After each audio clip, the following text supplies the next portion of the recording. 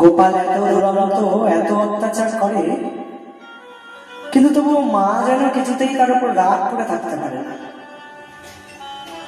কখনো যদি মায়ের রাগ হয়, মা যেই না গোপালের এমন চাঁদ পাড়া বদনটা দর্শন করেন, ব্যাস মায়ের সব রাগ গলে জল হয়ে যায়। কিছুতেই মা রাগ করে থাকতে পারে না। গোপালের উপর কি করে রাগ করবেন? তাই তোমার শাসনও করতে পারেন না, জানো? শাসন করতে যান তো গোপাল এমন করে মিষ্টি মিষ্টি কথা বলেন যে মা মা হেসেই ফুল পায় না, শাসন করবে কি? হ্যাঁ, একদিন কি করেছে জানো?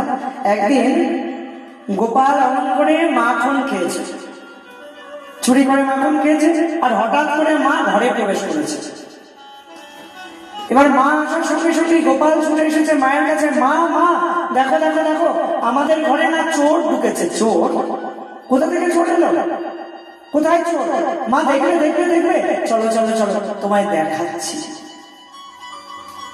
গোপাল জানে মা তো এবার আমায় বকাঝকা করবে, তাই গোপাল এবার ফটিক স্তম্ভের সামনে নিয়ে গিয়েছেন। আর নিয়ে গিয়ে মাকে বলছেন, মা ওই দেখো ওই দেখো ওই দেখো ওই দেখো, চোরকে দেখা যাচ্ছে। নিজের রূপটাই ফটিক স্তম্ভের মধ্যে ফুটে উঠেছে, আর গোপাল তাকে দেখেই বলছে, দেখো মা ওই দেখো চোর ঢুকেছে আমাদের ঘরে। তাই বুঝি? চোর যদি ঢুকেছে তবে তোমার হাতে মাখন কেন?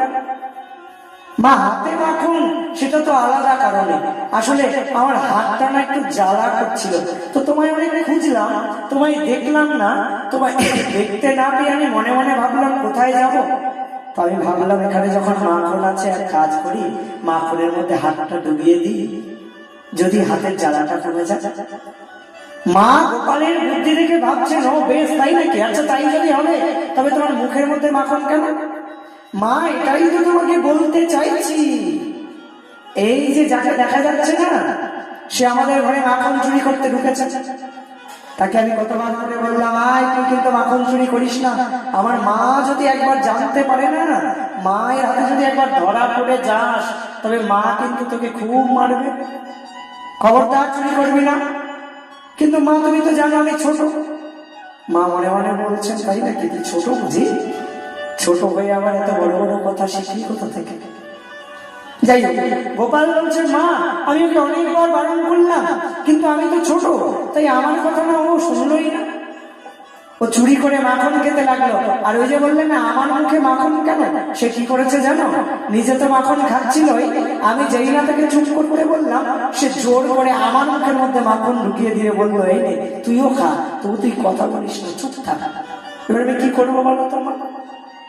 মা এবার হাসবেন না শাসন করবেন বুঝেই উঠতে পারছেন না, মনে মনে ভাবছেন, বাহ বাবা কত সুন্দর আমার গোপাল, এত ছোট কিন্তু গোপালের বুদ্ধি দেখো, কি বুদ্ধি গোপালের।